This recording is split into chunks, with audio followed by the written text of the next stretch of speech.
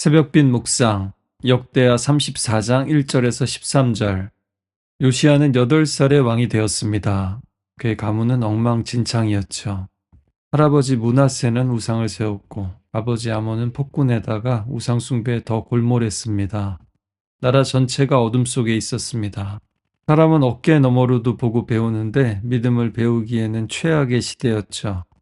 8살짜리 왕, 스스로 무엇을 할 수 있었겠습니까? 그저 어른들이 세워준 자리에 앉아서 하루하루 버텼을 겁니다. 왕이 된 지 8년이 지나서 16세쯤에 그는 하나님을 찾기 시작했습니다. 하나님을 찾는다는 것이 역대기의 핵심 주제라고 했습니다. 오늘날 우리가 검색하는 그런 찾는 것이 아니라 진짜로 갈망하는 겁니다. 하나님을 인격적으로 만나고 싶어 하는 겁니다. 이것은 오늘날에도 동일합니다. 정말로 하나님 살아계십니까? 만나고 싶습니다. 하나님이 부모님의 하나님이 아니라 다른 사람의 하나님이 아니라 나의 하나님이라는 것을 알고 싶습니다.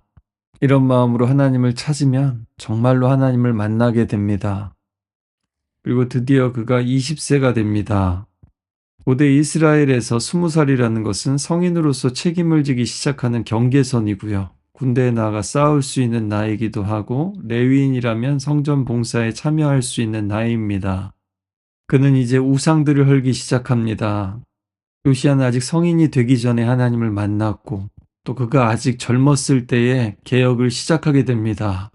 하나님은 성숙하고 완전한 사람이 아니라 하나님을 찾기 시작하는 사람을 통해서 일하십니다. 그리고 하나님을 찾는 사람을 하나님의 일을 위해서 준비시키십니다. 어리다고 놀리지 말아요는 가수 이승철 씨가 부르기 전에 성경에 먼저 기록되었습니다. 하나님은 사무엘 선지자를 아주 어릴 때 부르셨고 또 엘리와 그의 집에 대한 심판을 선포하는 어려운 임무를 맡기셨습니다. 아직 어린 예레미야에게 너는 아이라고 하지 말고 내가 보내는 곳에 가라고 말씀하셨죠. 사도 바울도 디모데에게 나이가 연소하다고 어리다고 업신여김을 받지 말라고 했습니다. 예수님께서도 말씀하셨듯이 우리가 하나님 앞에서 어린아이 같은 마음을 가질 때 오히려 하나님의 말씀과 명령을 있는 그대로 받아들이고 또 전적으로 하나님을 의지하게 됩니다. 요시야는 어렸고 또 어린아이 같은 마음을 가졌습니다. 청년이 되고 성인이 되어서도 그 어린아이 같은 믿음을 잃지 않았습니다. 그는 바알의 제단을 무너뜨리고 아세라 목상을 찍어 부수었습니다. 그리고 이방 제사장들의 뼈를 제단 위에서 불살랐습니다. 그리고 드디어 계속 문제가 되었던 산당까지도 제거하게 됩니다. 산당이긴 했지만 므낫세 때는 하나님께 예배를 드렸습니다. 그러나 아몬의 때에는 다시 우상 숭배로 추락했죠. 요시야가 이제 그 뿌리까지 뽑아버린 겁니다. 우리의 믿음 생활에서는 늘 치워야 할 것들이 많습니다. 그 자리를 비워내야 또 하나님의 것으로 채울 수가 있습니다. 하나님 요시야는 하나님께 자리를 내어드렸습니다. 우리의 영혼은 채워져야 됩니다. 그러려면 먼저 더러운 것을 치워야 합니다. 또 거룩한 것이 더러운 것을 밀어내야 합니다. 세상이 심어준 욕망, 하나님 아닌 것을 향한 열망, 염려와 불안과 두려움을 치워야만 믿음과 소망과 사랑으로 채울 수 있습니다. 혹은 은혜가 흘러 들어와야 이런 것들이 밀려 나가게 됩니다. 오늘도 내 눈앞에서 또 하나님 앞에서 치워야 할 것은 무엇인지 한번 돌아볼 수 있길 바랍니다. 요시야의 이런 외적인 개혁은 내면의 변화로부터 시작되었던 것이죠. 속사람이 변화될 때 겉사람의 변화는 따라오게 되어 있습니다.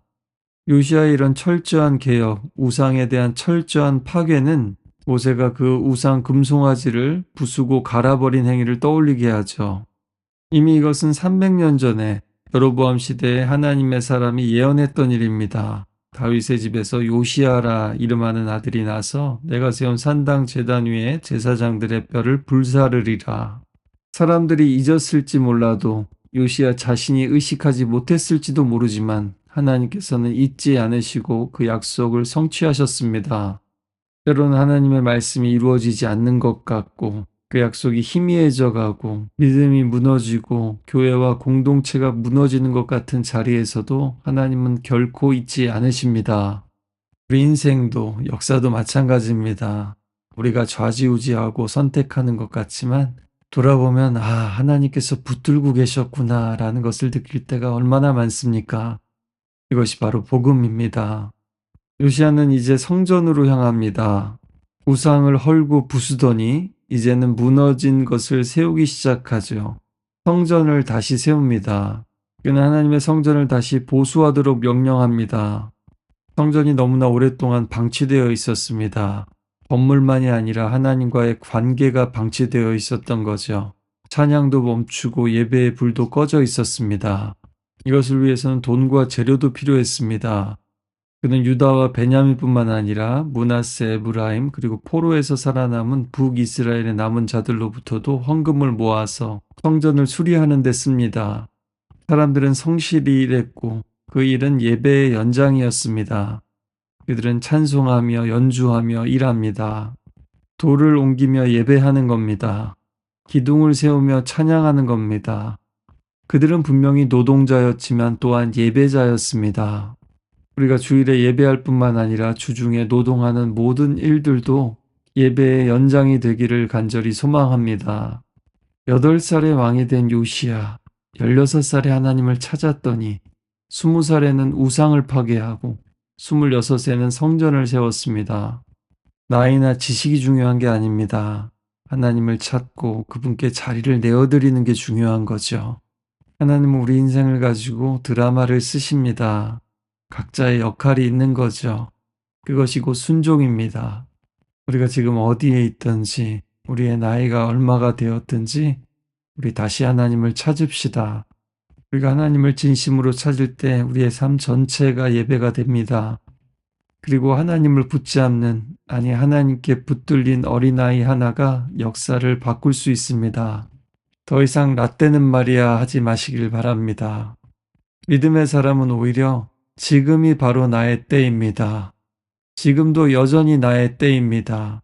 그리고 하나님의 때이고 은혜의 때입니다. 은혜 받을 때이고 또한 은혜 베풀 때입니다. 이렇게 고백하고 이렇게 살아가는 겁니다. 오늘 이 약속의 말씀 붙들고 함께 하나님을 찾고 구합시다. 그뿐만 아니라 우리가 치워버려야 될 것들 치우고, 채워야 할 것들로 채우고, 세워야 할 것을 세웁시다.